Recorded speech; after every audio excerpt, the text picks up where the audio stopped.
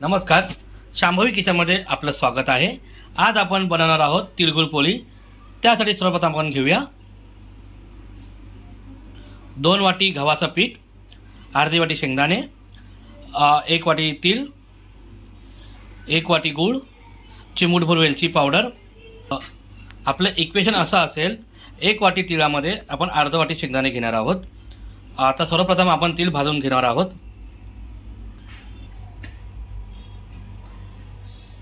कढई तापली आहे, त्यामध्ये आपण छानसा असा लालसर तीळ भाजून घेऊया। तीळ आणि त्यानंतर आपण शेंगदाणे भाजूया। दोन्ही आपण मिक्सरमध्ये वाटून घेऊया। आता अर्धी वाटी शेंगदाणे आपण भाजून घेणार आहोत। शेंगदाणे चांगले भाजायचे आहेत,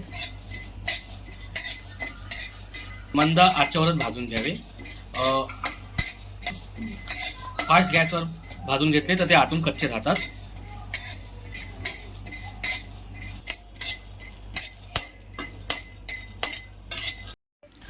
आता आपले शेंगदाणे आणि तीळ चांगले भाजून झाले आहेत। शेंगदाण्याची साल काढून आपण त्यांना आता मिक्सरमध्ये वाटून घेणार आहोत। आता आपण 2 चम्मच बेसन भाजून घेणार आहोत। बेसन आपण मंद आचेवर खमंग वास येऊस्तर लालसर भाजून घेणार आहोत।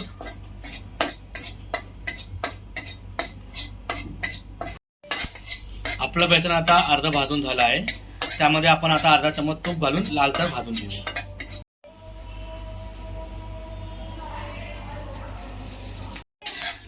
बेसन आपला आता चांगला लालसर भाजून झाला आहे, त्याला आपण आता एका डिशमध्ये काढून घेऊया। आता आपण कणिक मळून घेऊया। 2 वाटी पीठ आपण बाउलमध्ये घेऊया।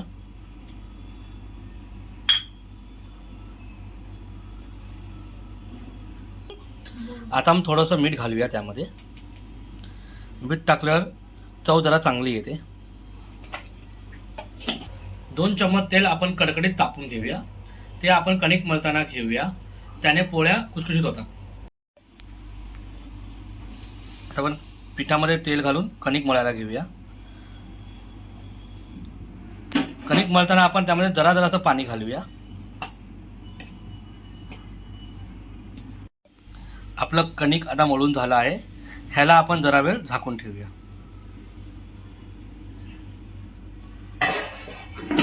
त्यामध्ये आपण आता 1 वाटी गूळ घालणार आहोत।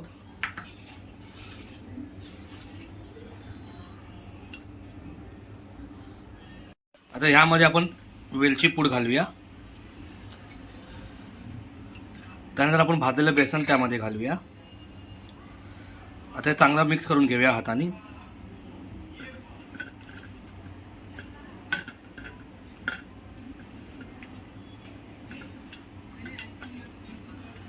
आता हे चांगलं मिक्स झालं आहे, आपण आता ह्याला एकदा मिक्सरमध्ये लावून घेणार आहोत, ज्याने जे गुळाचे गोळे असतात ते राहणार नाही। कणिक आपलं चांगलं सॉफ्ट झालं आहे। आता ह्याचे आपण छोटे छोटे गोळे करून घेऊया। असे छोटे छोटे गोळे करून घेऊया। आता आपण ह्याच्यामध्ये सारण भरून लाटायला घेऊया। आता आपण गोळ्यांमध्ये सारण भरून घेऊया। अशा प्रकारे आपण सारण भरून घेऊया।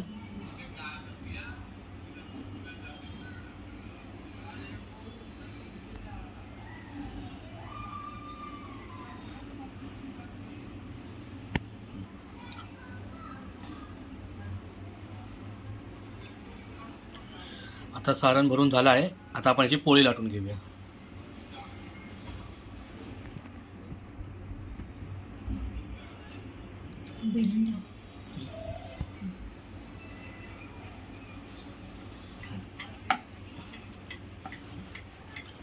अशा प्रकारे आपण पोळी लाटून घेत आहोत।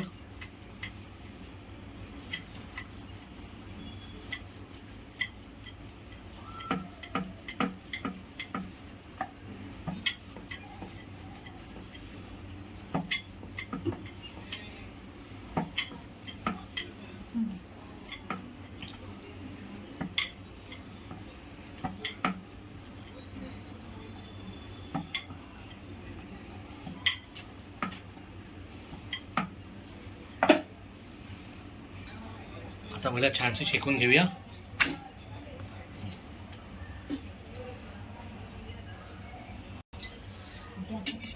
पोळी आता आपण मंद आचेवर शेकून घेऊया.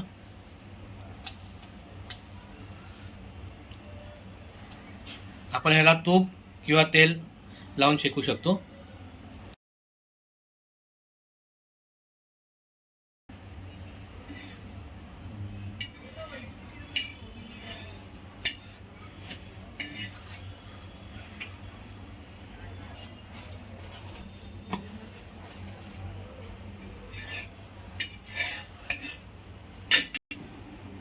अशा प्रकारे आपली एक पोळी तयार झाली आहे.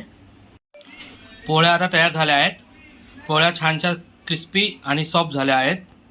रेसिपी आवडली असल्यास आमच्या व्हिडिओला लाईक करा, शेअर करा, कमेंट करा आणि आमच्या चॅनलला सबस्क्राईब करायला विसरू नका. धन्यवाद.